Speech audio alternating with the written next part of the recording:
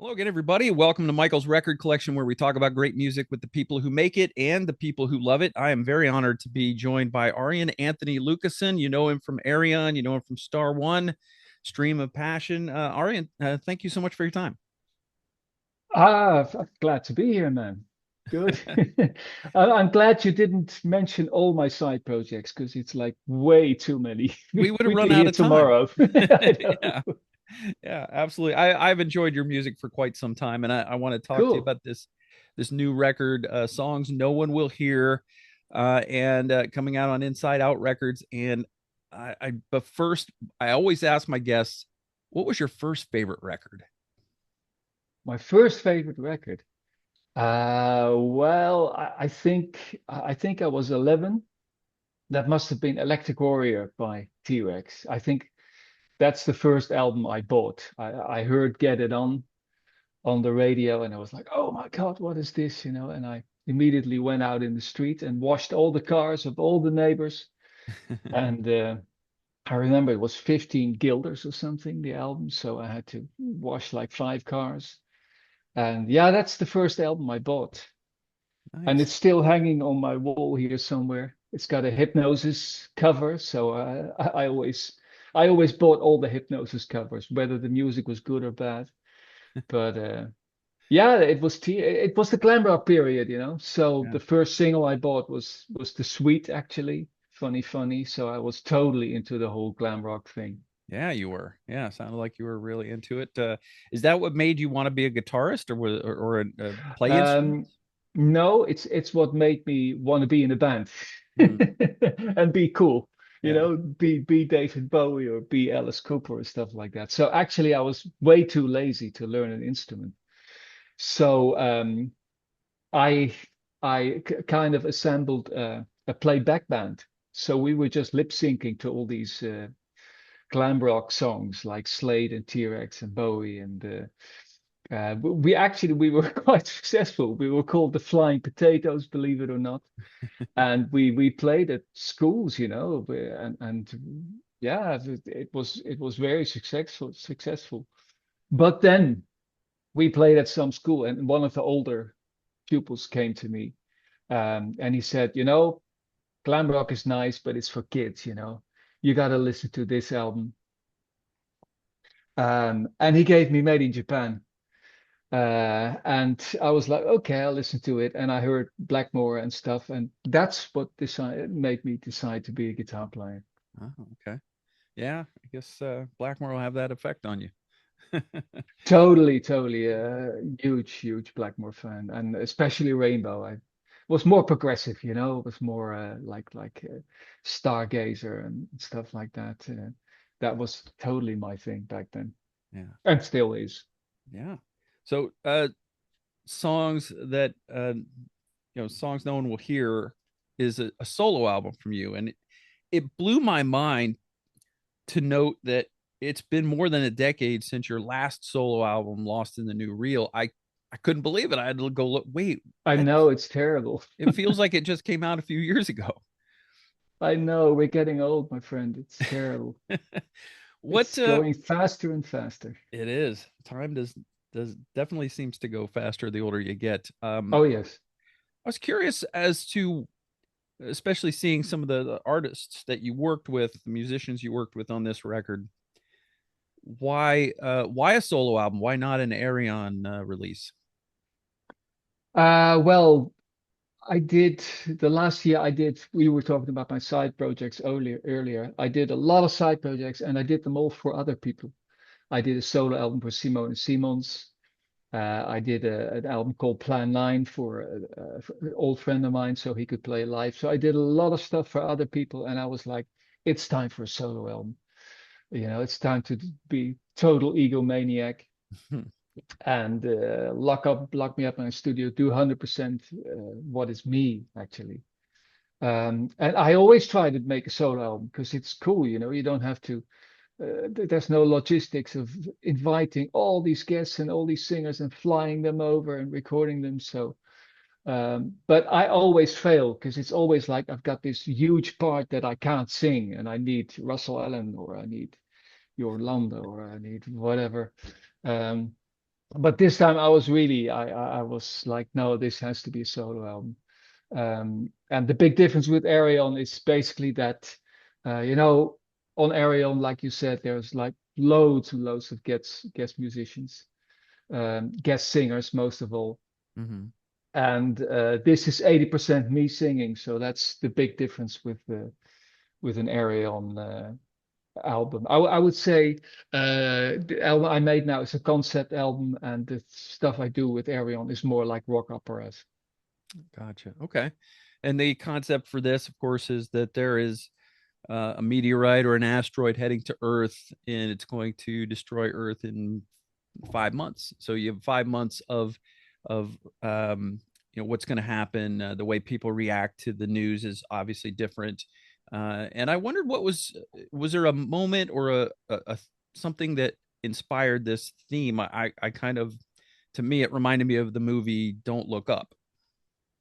A lot of people say that, yeah. Actually, it was the music that inspired me, and it's always that case. When I start a project, I have no idea what it's going to be about. I just gather all the little ideas I have, you know, that I record on my phone, go into my studio, check it out, and then I hope that the music inspires me to come up with a story. And in this case, it was so eclectic, like you said. Some of the songs were really happy, some of the songs were really sad, some of the songs were huge and epic, some were really small. And I needed a concept that would reflect that, you know, where I could put all these emotions in. And I was just thinking and thinking. Suddenly, I was like, well, what would people do if they knew they only had 5 months to live? Um, and I didn't even, I mean, the asteroid is not important in the story, you know, it's Mm-hmm. really about human emotions. What would people do? And the asteroid is maybe even a metaphor, you know, to stuff that's happening in the world today now. Um, but yeah, that gave me a lot of ideas. Really, I started writing down what can I sing about, and I had like a list of 20 subjects, topics. Um, and I like that, you know, when I have lots of options. So you frame this with a narrator. There's he seems at times he seems like a DJ, other times he seems like a YouTuber, and then He's a at the YouTuber. yeah, and then at the end it's funny because it's almost a little tongue in cheek where he's like, I society's broken down. He's on a ham radio, and he's like, how does ham radio even work? How Yeah. are you And listening to me? how are you listening? Yeah, it's typical Mike. He's so funny. I love narration. You know, ever since War of the Worlds, Richard Burton, and Six Wives of Henry VIII with David Hemmings, and narrator draws you into the story, explains you what's happening. But in this case, I needed someone who could be really funny and who could be really serious, and that's Mike. You know, he's a very serious person, but he can be hilarious. So I told him what the songs were about. I gave him an idea here and there, like, you know, always look on the bright side of life. Obviously, that's from me as a huge Python fan. But basically, he wrote all his own stuff. So the quote you just said, that was his. Yeah. And there's also some I like this ambiguity of, is it an asteroid? Is it a meteorite? And maybe it's maybe it's something completely different, because at the end we get a little surprise, as we normally get with a lot of your work, where we seem to be connected to the Aryan dream sequencer universe. True. Well, the meteorite asteroid thing was really funny. He wrote all the narration and he called it an asteroid. And then Laurie and me, my partner, we were like, what is it? Is it an asteroid or a meteoroid? A meteorite. But apparently, an asteroid is like a planet killer. It's like more than 10, 10,000 kilometers or something. So he had to redo everything and say asteroid, and that's why he made the joke. Is it an asteroid? Is it like he's like not worried that the world is gonna end in 5 months. He's just Yeah. worried about is it an asteroid or a meteorite? Yeah. And to explain the ending, which I won't explain it. You're completely right. It's a reference to the big Arion Forever story, and Also, the voice you hear is not Mike. It's Peter Daltrey who did the narration on my Arion album, The Electric Castle. Hmm. So yeah, there's a sneaky link there, which of course I won't. The only thing I would like to keep a bit cryptic. Yeah. Well, you got to have some secrets, but I like the mystery of maybe this wasn't just some random event. Maybe there's some other guiding force at play here in some nefarious way. But I enjoyed that. Right. Well, it was that way in the Arion story, of course, where 65 million years ago, an asteroid destroyed the dinosaur. And I love science fiction. I love turning science into fiction. I mean, that's a fact. The meteorite destroyed the dinosaurs, and it made place for humans. So I was like, what if someone fired that asteroid at the Earth to make place for the humans? So Mm. that's how my crazy mind works. Well, I enjoyed that. Mike Mills does a really good job with it, and I think it's a testament to him that even though is it a meteorite, is it an asteroid? He kind of at one point I think he says, it doesn't matter, whatever Yeah, yeah, whatever it is, it's coming to yeah. hit the world and take us out. So I like that. But we talked before we started recording a little bit about the different moods and the different themes and different feelings on this record and the Hmm. different moods that you have. And certainly there's a little bit of this in the first song as the clock ticks down. You get a flavor of different people doing different things, Right, yes. um, which I enjoy. And then I like that you take on some lighter topics too. Like you talk about the conspiracy theorists who think this is all made up and it's not really happening. Hmm. And then later in, I think maybe probably what was most fun song, or at least it sounds like the most fun song for you to work on was Shagathon. Well, you can't avoid it, you know. I was like, should I do it? It's cheesy, you know, it's naughty, and it will probably get me the sticker, which it did, so that was good.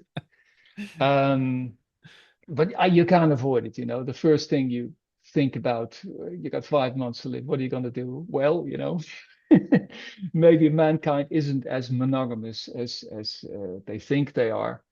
It's going to be one big wild orgy, and I had to address it, and yeah, I was very clear there. I wasn't prudent. Arjen, when you were thinking of this topic and this concept, were you at all cognizant of what your thoughts might be if you were on this world with 5 months before this thing hits, and which character would you be in this narration? Yeah, yeah, of course. Actually, I sing about myself at some point saying I'd be somewhere on the beach writing songs that no one will hear, which I don't think is true. I don't think I would be writing songs knowing that we had a few weeks to go, you know. I don't think so. But basically, the story is about there's this song called Dr. Slumber's Blue Bus. Mm-hmm. The Blue Bus takes you to Sanctuary Island. And Sanctuary Island is the island where the asteroid will actually hit the Earth, the place of impact. And I'm 100% sure that I would want to be there. You know, I would want to be on that island, see the meteorite coming, and bring it on uh, over. You know, no pain, nothing. Mm-hmm. Rather that than to be in the chaotic world where people maybe drown of a tsunami, or there's radiation, or there's people fighting. Mm-hmm. I Struggling with wouldn't want to be part of scarcity it. of resources and just Totally, trying to totally. survive the winter and Yeah, all that. Yeah. yeah. There's no more rules. It's absolute anarchy, and I don't think I would want to. You know, I would want to be. I would want to be on that island. That's for sure. Yeah. Um, one of the most uplifting moments I think on the album is the song "Just Not Today." It's like this terrible thing is coming. It's going to happen, but not today. Today Yeah, we're here. We're alive. We yeah, can dance and sing. yeah. What kind of inspired that for you? I just had this cute little acoustic song, and I just started singing, and it rarely happens to me. I really have to think about things and change things until they're good. But somehow, I was playing that little melody, and I just sang "Just Not Today," and it fit, and it's like, okay, okay, just not today. Does that make sense? And then I made a song around that. So it came completely naturally, without organic, basically, without thinking about it. And it was a very easy lyric to write, I remember. Um, and also, I think it's my best performance as a singer on the album. It's completely dry. There's no reverb or no effects, no tuning, nothing. It's me and violin and flute and cello and an acoustic guitar. That's it. Yeah, let's talk a little bit about the violin because I felt like there was some really excellent playing on this album. I really enjoyed what Ben brought to this record. I'm so glad you mentioned him, because no one ever mentions Ben, and he's so amazing. He has absolute hearing, and really he's also in the live shows, and you know f- then I listen to what everyone played, and it's always faultless.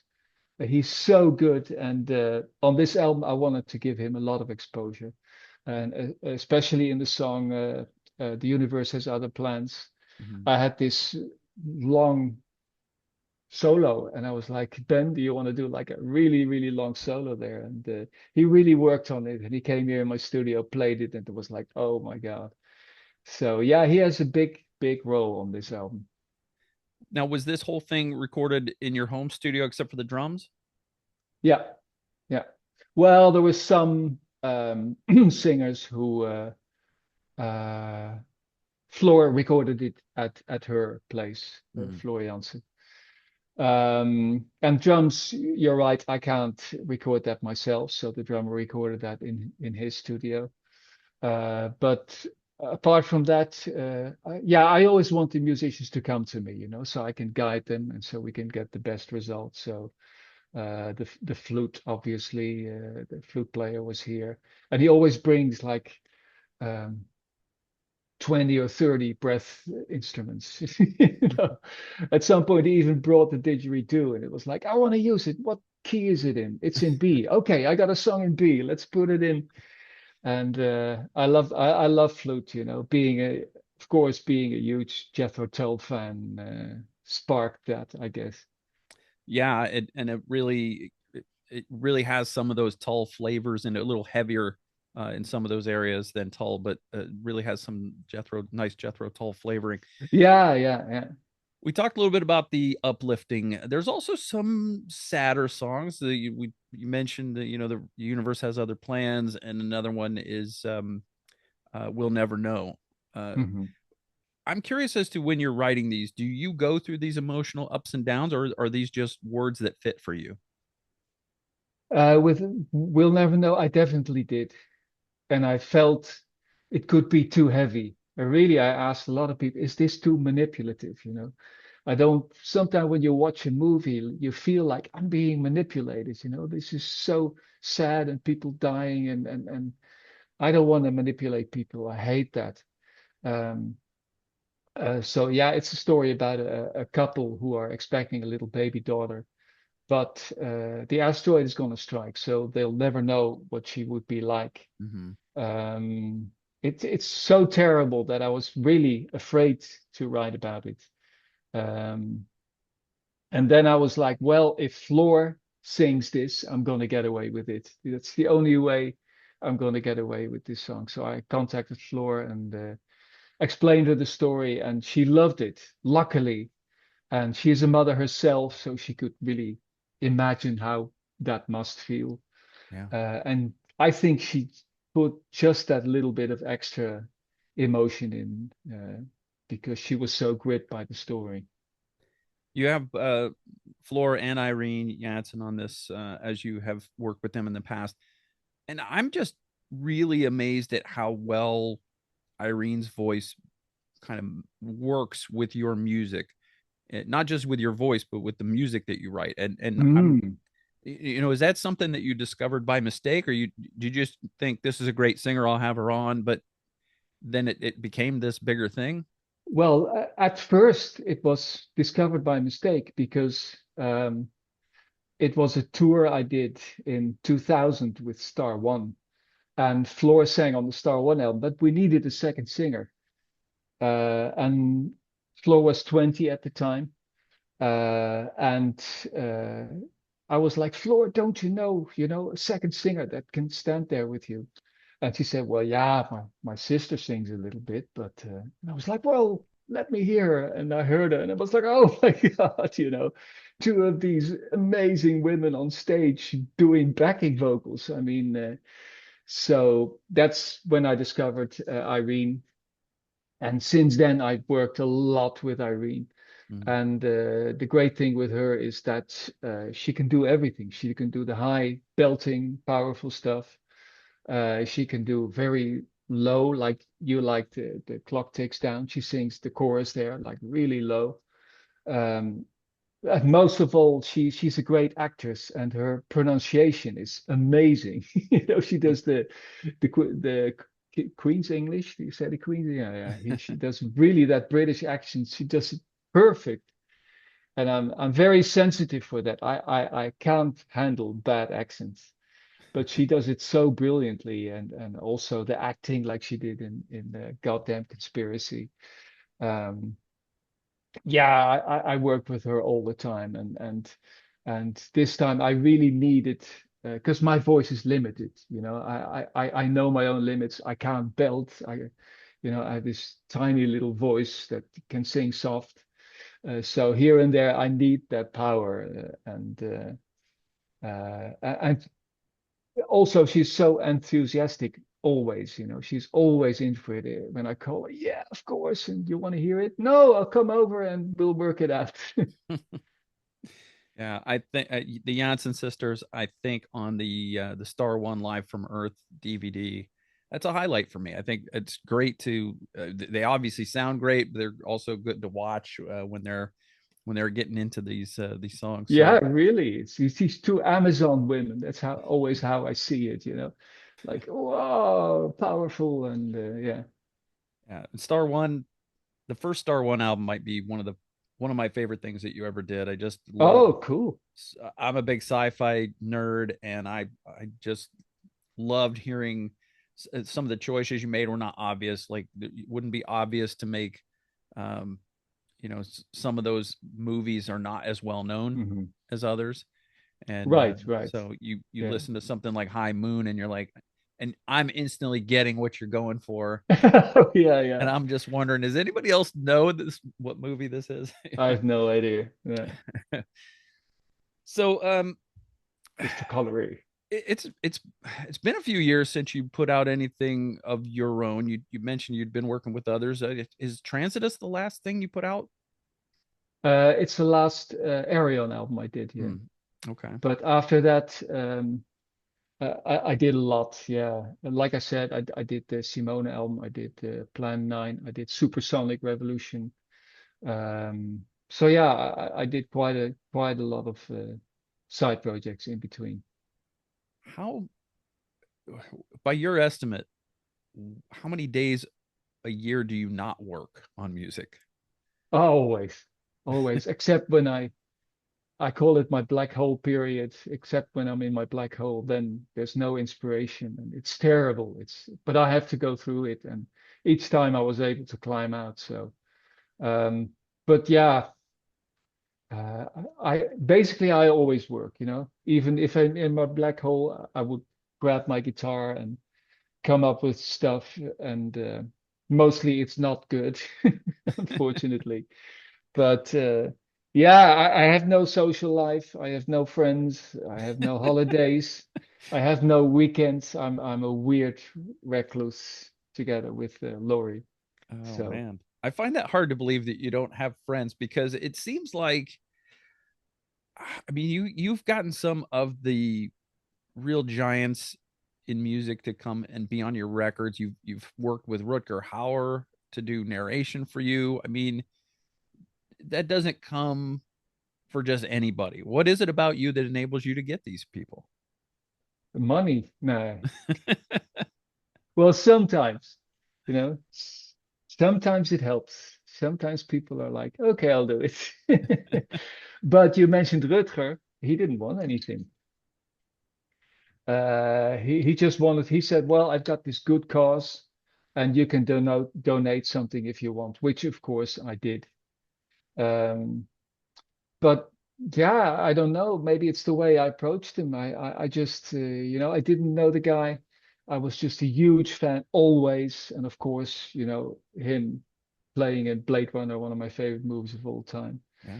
Um, I just sent a mail to his website and explaining everything. And I guess he Googled me, like who is this guy, and saw how much I already did. And yeah, and didn't have Skype at the moment at that time, so he was like, "I want to Skype with you." Immediately bought a camera and Skype, and there I was, Skyping with my hero. It was scary. It was scary, and he was crazy. We were talking English, and we were both Dutch.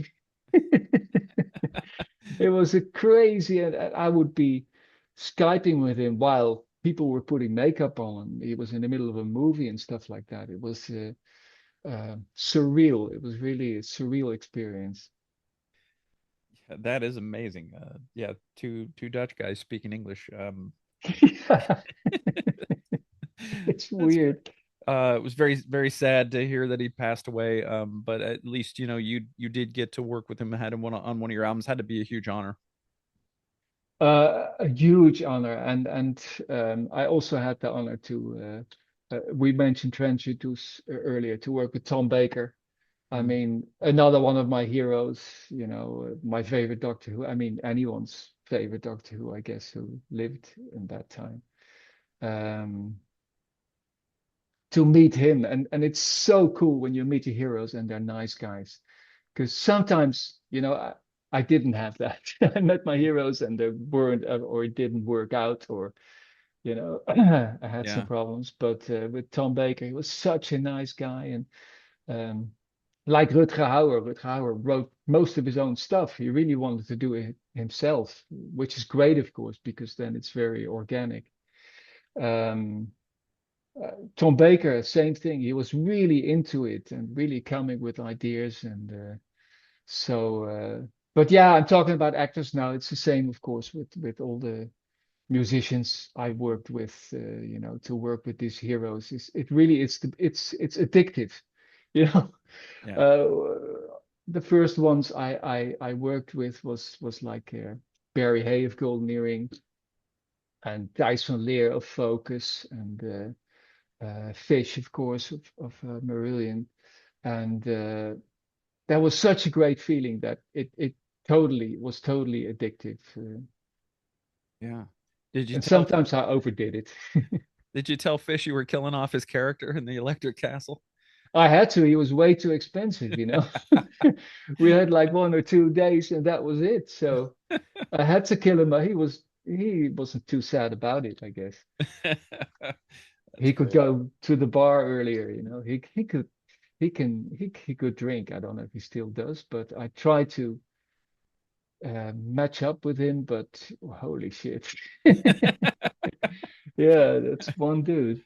Oh, what a great story. So this this album comes out in August. Are you planning a tour with this?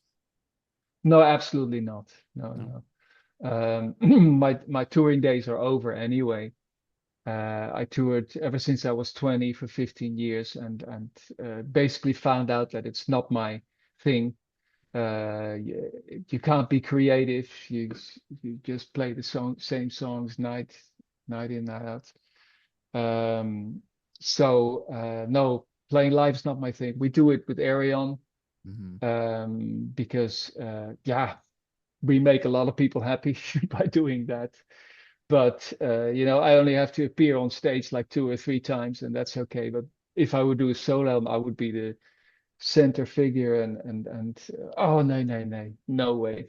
So there is a chance, of course, that we play one of the songs in the Arion shows, which we did of my last album, solo album, Lost in a New Reel. Had this song, Pink Beatles in the Purple Zeppelin, Oh, that was a fun one. uh, which was like I was saying, like one day, there's gonna be an AI and they're gonna be able to create music. And unfortunately, I was so right, but yeah, Yeah, but they can't do it like you do it. I hope so. Yeah. I hope so. So when someone listens to this album, start to finish, Aryan, what do you hope they take away from that experience? I offer escapism.